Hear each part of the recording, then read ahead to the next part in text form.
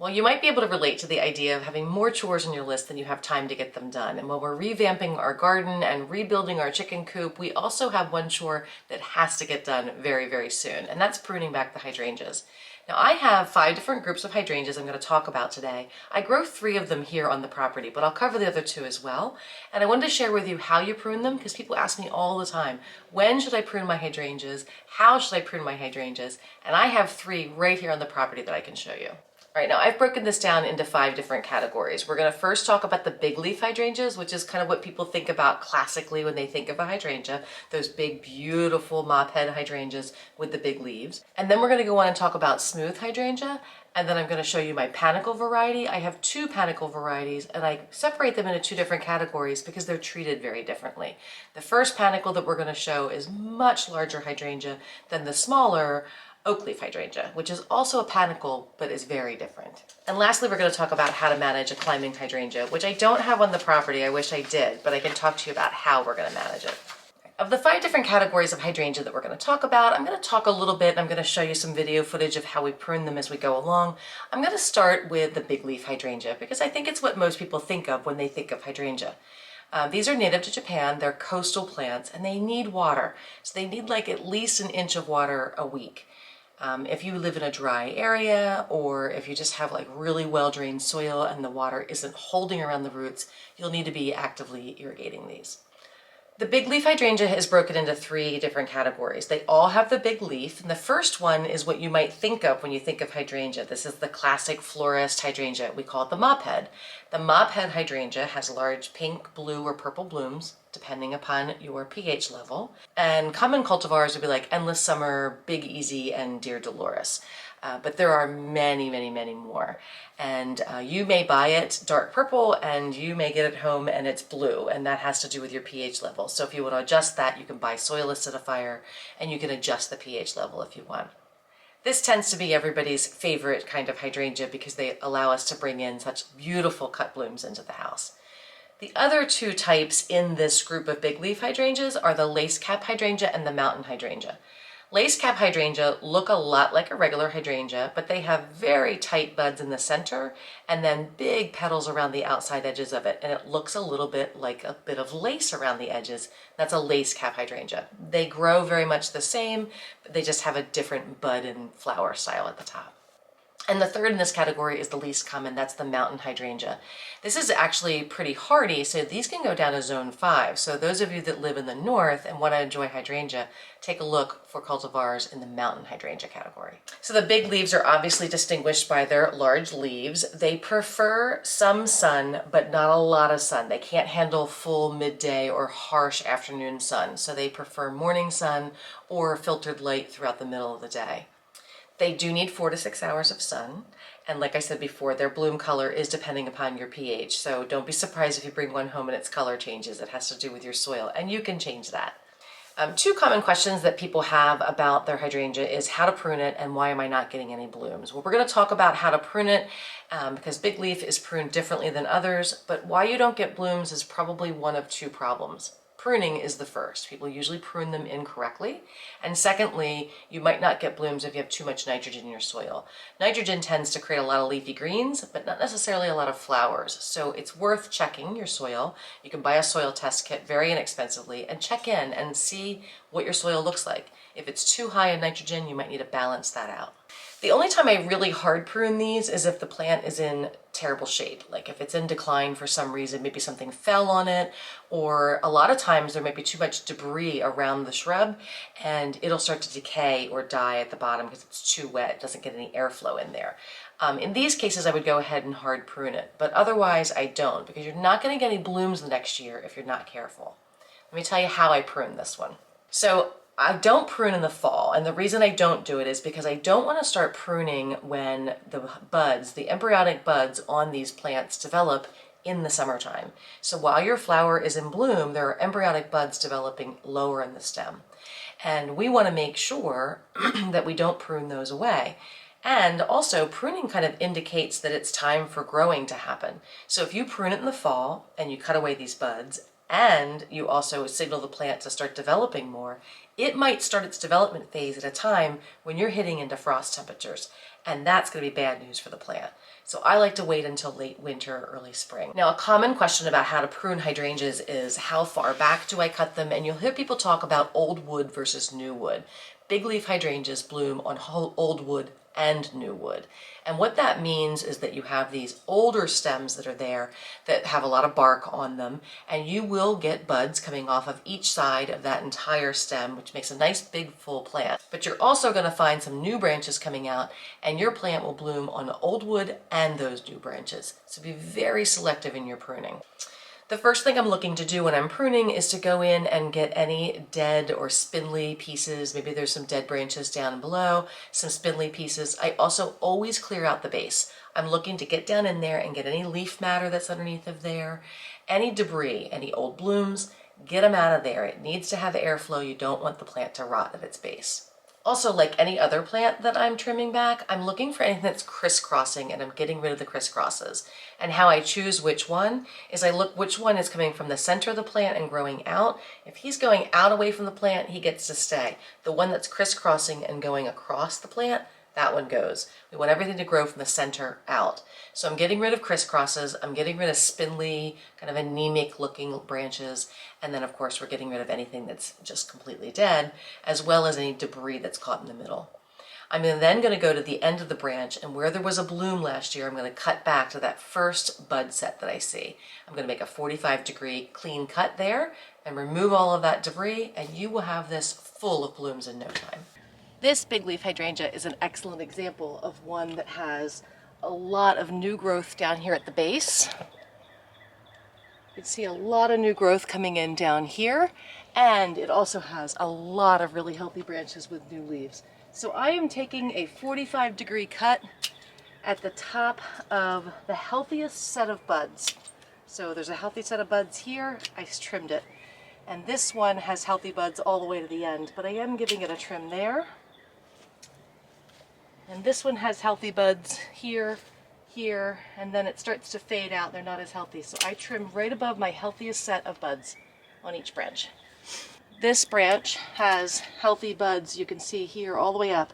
And then these are not very healthy. So I'm going to trim right there above that healthy set.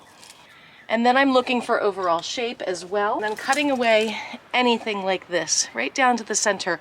I go all the way down to get these dead ones out. These are 2 or 3 years old. You have to know how to play Twister to prune a hydrangea. It is so worth having hydrangeas just for the value of having cut flowers, affordable cut flowers in your house all the time.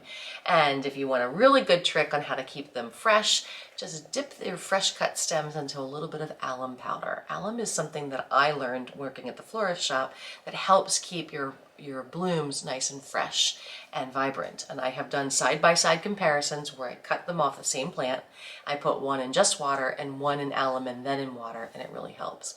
What happens is that when you cut a hydrangea, it forms a sticky substance at the bottom of the stem, and unfortunately it kind of caps off or blocks off the end of the stem, preventing it from being able to take up water. There are other methods as well. You can take a hammer and smash the end of the stem, or you can take clippers vertical, make vertical cuts up into the stem. So just cut them at the end and kind of smash it and open it up. That'll also allow the water to get in.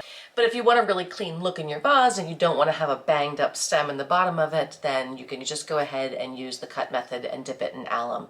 And if they start to look a little droopy, you can take them out, give them another fresh cut.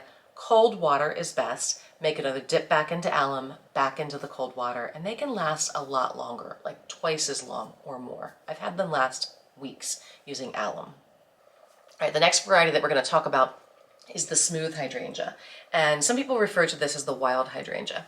So these are actually native to the woodlands in eastern and central United States. So we have them here in the US, and they're all over the East Coast. I don't have any on my property because I just have never planted any, but there are some growing in the woods near me because they are a wild hydrangea. They get about 4 to 5 feet tall, and unlike the big leaf, they're actually far more heat tolerant. So these can handle being in the sun, and they can actually handle a few more zones south. So if you're in a southern zone and you can't normally appreciate having hydrangeas because it's too hot, take a look at the wild hydrangea. These usually bloom white and pink, and they always bloom on new wood. So you can cut this one back a little bit more aggressively than you would with the classic big leaf hydrangea, which is why I have it in a separate category. And if you're looking for these, you might be looking for the cultivars named Annabelle or Incrediball or Incredibelle. They are 3 of the most common cultivars in the smooth hydrangea category. All right, next up on our list is what I call the Panicle type hydrangea. Now I actually have 2 categories. Category 3 and 4 are both panicles, but this one is so different than number 4 that I make separate categories for it because of how you manage it. The Panicle type means that they're going to have these, instead of those rounded, flat-topped blooms, these have elongated, tall blooms, almost cone-shaped, Panicle type. And people would refer to them as PG, and the most common one is the Limelight, which is the one I have here on my property. But you might also know the Pinky Winky, there's a Quick Fire, Chantilly Lace, and Bridal Veil. Those would be other top cultivars in this category. These are very hardy. They're easy to grow even in like zone 3.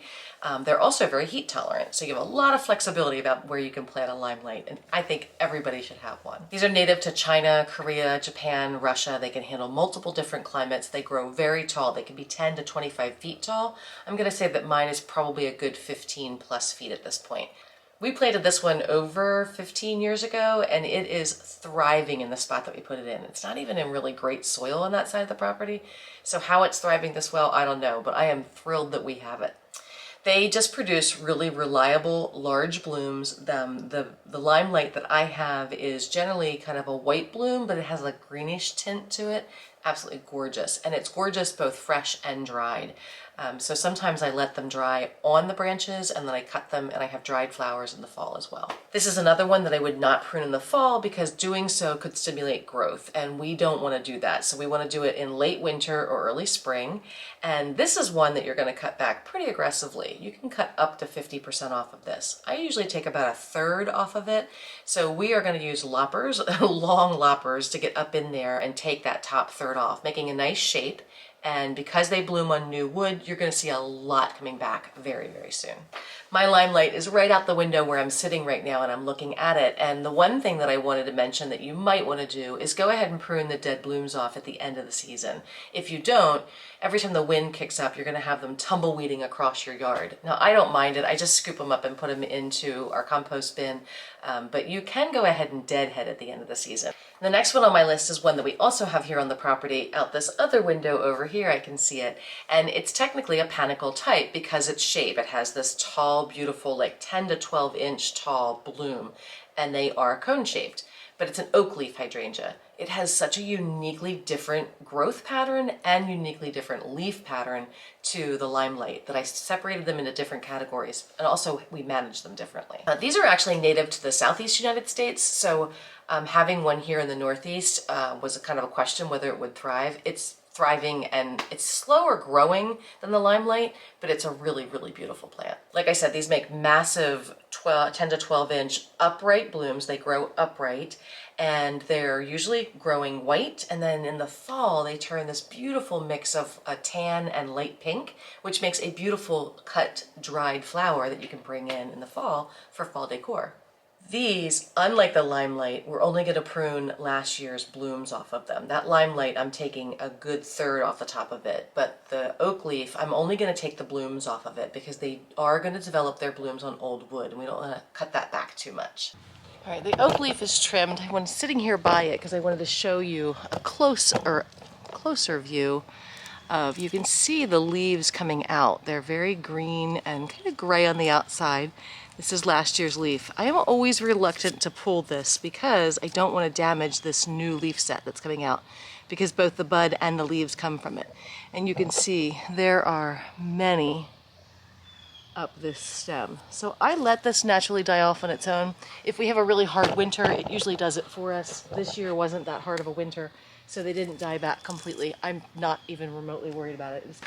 And then lastly, I give it a little bit of fertilizer. This is a holly tone for azaleas. It's really good for hydrangeas and other acid-loving plants. So that goes at the base, as well as all of the other varieties. Every time I prune one up, I go ahead and clear out the bottom, get all the leaf matter that's collected, make sure it has good airflow, and then also fertilize the bottom of that as well. And the fifth of our 5 varieties that I have on my list is the climbing hydrangea, one that I regret that I do not have on my property. This is going to require some trellising, and I just don't have a place where I can have a big trellis like this, but I'm working hard on figuring out how I can, because these are stunning. These are native to Japan, the Himalayas, China, Myanmar.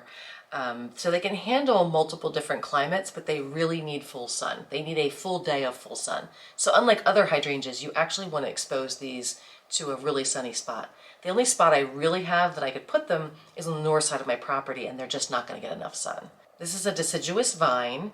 It can scale without a trellis, but it is best to give it trellis or some sort of support. And string support's not enough because it's pretty strong. They produce beautiful lacy blooms, but it can take 3 to 5 years to get one of these established. So make the commitment and it'll pay off in a couple of years, but you're not going to see a lot in the very beginning.